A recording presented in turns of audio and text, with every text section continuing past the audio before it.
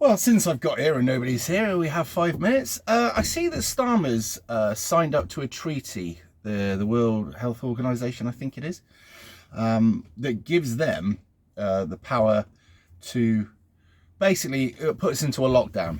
It says advise, but it will be eventually the power to put us into lockdown. Now, bad as that is, all the other countries in this treaty have to sign before this actually becomes enacted, but you're pretty fucking sure they will. Now, we were saying this ages ago, but the thing is, once they've put us into lockdown, what happens then? I mean, what if we don't want to go into a lockdown? What if we haven't got any problems over here, but they say we have? Because if you remember the last time, we were all about to drop down dead.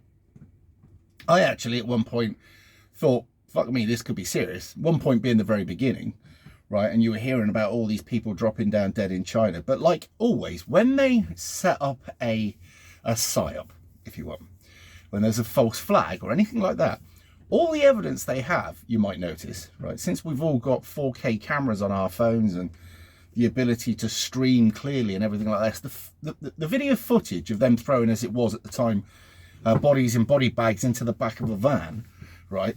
And taking people off the streets was so grainy. It was like the original camera phones, if you remember what they were like. And that immediately, to me, sent a signal like, this is something up about this. If this was legit, we'd have crystal clear video footage and all the rest of it. It would look a lot better. I mean, it's always crystal clear, the video footage that they have of those kids that are filming each other, kicking the living daylights out of each other, or when you make a fuck up in the middle of a, I don't know, a superstore, or you fall off your bike, or whatever it is. There's always somebody there with a crystal clean video footage of you making an ass of yourself. It just so happened in this particular case there's not. But after a very short space of time, I was looking for bodies in my locality, and strange enough, there weren't. And I was hearing about all these people that have been taken down with this COVID thing, and, you know, their chances were grim, and yet all they had was a cold, a flu, and they all came back. Long COVID, that was the interesting one. Long COVID was where you got vaccine damage, or whatever. And many people all say that's not the case, but these are the people that are either milking long COVID for every penny, because the people are out there.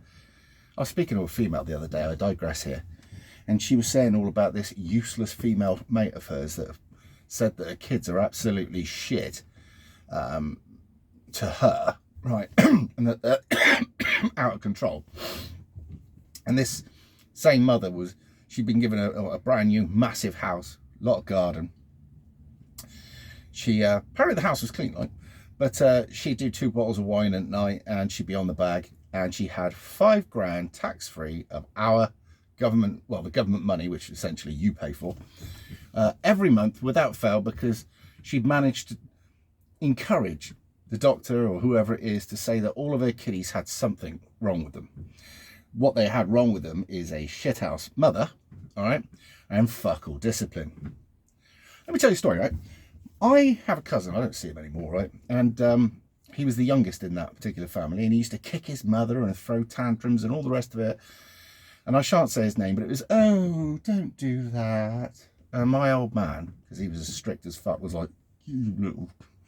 Anyway, something went wrong, and he had to stay with us for the week. And literally, he's on the doorstep, and he's kicking his mother, right? And I'm thinking, fucking wait till you get in this house, pal. Well, anyway, came in the house, shut the door, he tried it with my old man, and he landed the other side of the room.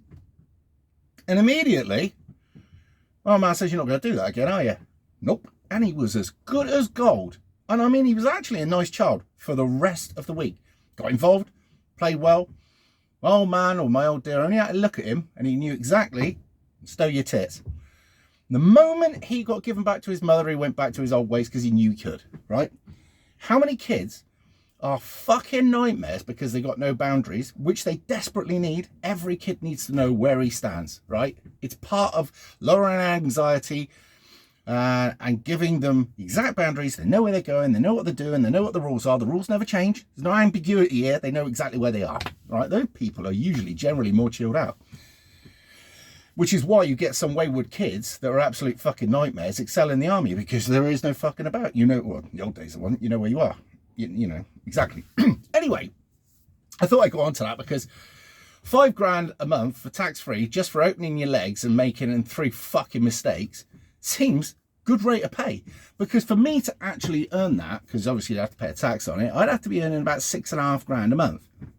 I can't do that.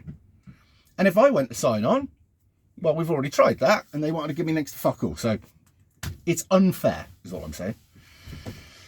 Back to the World Health Organization. This World Health Organization, I think, and many others do, that what it's going to be here is they'll sign up to these treaties, and these treaties will erode, or pretty much, once they've got the sovereignty of that nation, possibly not give it back.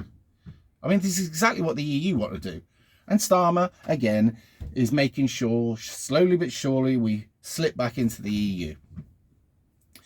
The laugh that we ever got, the Brexit, was a joke anyway. And then he's fucked over the fisheries, right? Which he'll say he's not because of reasons. But if you remember, it's because of the European Union and also the Icelandic cod wars that literally finished off our fishing over here. Now, what we needed to do was have a year-by-year deal where we agree that they can come in and fish as long as we have the exact same courtesy over there and other things. You know, so if things aren't going so well with our trading with the EU, we could say, you want to fuck us about, you can fuck off out of our fishing wars. Not give them 12 years scot-free. But this is all part of the slow go back into the EU because you useless eaters, the proletariat, if you want to put it that way, the voter, right, the work of the voter, right, you were giving a choice that you shouldn't have been given. And we thought we'd scared the living tits out of you so that you would go the way we wanted you to, but you still didn't. So we're going to have to slowly but surely, while you're not watching, send you back into the EU because there's more money to be made. Not just that. They wanted a European army, right, which I think we're going to be a part of anyway. And they wanted a federal state, a super state, where all of the sovereignties were all given into the state. All the banking from every country ended up being done in there. All the politics was done in there. And things like the House of Commons would have been a tourist attraction. The banking in the centre of London would have relocated to Brussels. And basically would have just been a puppet state that did exactly what it was told. Because we jumped out of there, and I believe that Poland's trying to do the same now as well, because Poland's not willing to take all of these migrants, or at least the Polish people aren't. I think that they're trying to get out. But as it stands at the moment, these people want to go ahead with their one world government. And even if it isn't a one world government, it will be one group over here of big countries all ruled by one. And then it will be Europe all ruled by one. And this one, or these two, will actually be ruled by the same person. But there it is. Anyway, it's an absolutely beautiful day. Have any of you, by the way, I digress again, have any of you tried that 1 meal a day diet? I have. Fuck me, does that work, by the way? Yes. And I eat what I like at night, whatever I want. And then during the day, coffees in the morning, water during the day. I make sure I don't take any food to work and I don't take the means of buying food. That way you haven't got to have a massive strong will. You just can't have it, right? Makes life a lot easier. And then your body gets in a routine. And it's working well. So, yeah, I think it doesn't feel like I'm on a diet, which is good. Anyway, there we are. I will see you all in a bit.